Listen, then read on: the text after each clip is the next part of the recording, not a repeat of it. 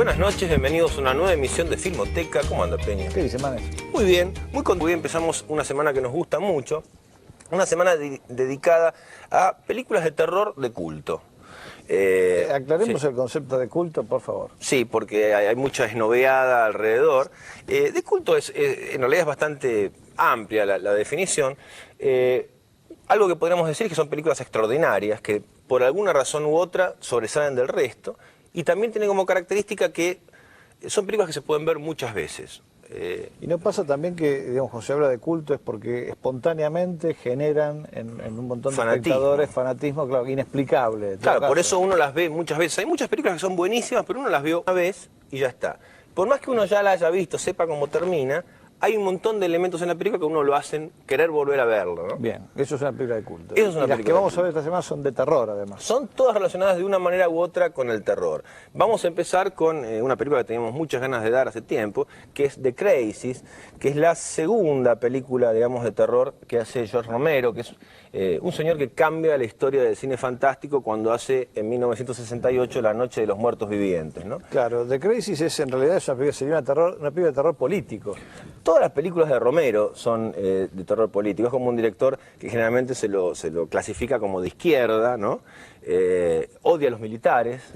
Sí, no, yo creo que odia la jerarquía y Sí. en este caso demuestra odiar también a los políticos, porque esta de las que yo recuerdo de él es la única película suya en donde se atreve a mostrar como una plana mayor de gente que toma decisiones y que de hecho hablan con el presidente al que solo se le ve la nuca, pero que en ese momento probablemente fuese Nixon.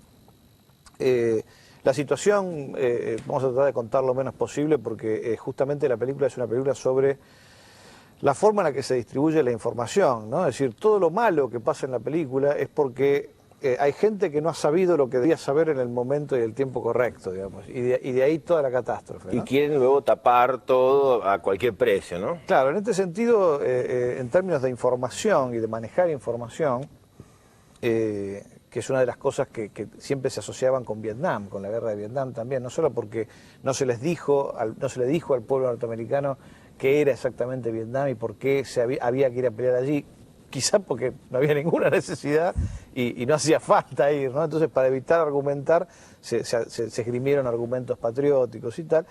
Y la otra razón que normalmente se ocultaba y suele ser también bastante difícil de abordar, es la cuestión del poder atómico, del poder nuclear. En este caso, ese poder está reemplazado por un nuevo tipo de horror que eran las armas bacteriológicas, ¿no? Sí, se adelanta en cierta forma a lo que iba a pasar bastante después, ¿no? Con las cosas de las epidemias de anthrax y cosas por el estilo. Claro, pero es uno de esos miedos que están allí colocados. Y en este sentido a mí me hace acordar mucho a otra película maldita, porque The Crazy fue una película maldita. Es decir, La Noche de los Muertos Vivientes se transformó de inmediato en un fenómeno mundial. The Crazies no, se Pero The convirtió en Crazies- película de culto con el tiempo. Claro, y acá de hecho no se estrenó nunca, se exhibía, había un VHS con el título Contaminator, Bueno. algo que realmente es una vergüenza.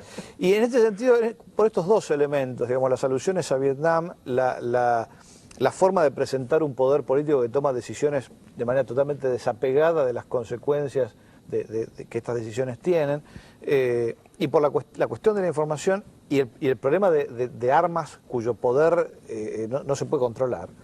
Reaparece en otra película maldita de Robert Aldrich que se llama Twilight Last Gleaming, ¿no? La de Ultimátum Nuclear. Que la vimos nosotros hace poco. Eso, que toma los mismos tópicos y los trabaja de una manera, bueno, típica de Aldrich, más extrema de pronto que Romero y con más presupuesto. Y con, Claro, porque con Romero- estrellas. Romero hay- siempre trabaja con un Claro, cordón de esta costó zapato. $270.000, no es tan poco dentro de todo, pero digamos se caracteriza Romero por ser un cineasta independiente, ¿no? O sea, Que filma en Pittsburgh. Generalmente filmado en Pittsburgh. Muchas de los actores que están en la película en realidad no son actores, igual que con La Noche de los Muertos Vivientes, Romero empezaba a recorrer el pueblo y decía, vos podés hacer de zombie, vos podés hacer de policía, y después trabajaba en cooperativa, en fin, es como todo un pionero de lo que es el cine independiente. No hay actores conocidos. La única persona más o menos conocida es Lynn Lowry. Conocida aparte para usted, porque... No, Lynn Lowry es una actriz de culto. Luego de hacer esta película, donde hace un papel chiquito, aparecería en Shivers, la primera película de David Cronenberg, aparecía en películas de Raleigh Metzger. En fin, es una actriz que ahora aparte está trabajando muchísimo y que le vamos a dedicar la exhibición de Crazy, porque me hice amigo de ella en Facebook, pensando que ni me iba a aceptar, pero no solamente me aceptó, sino que me escribió preguntando qué era Filmoteca.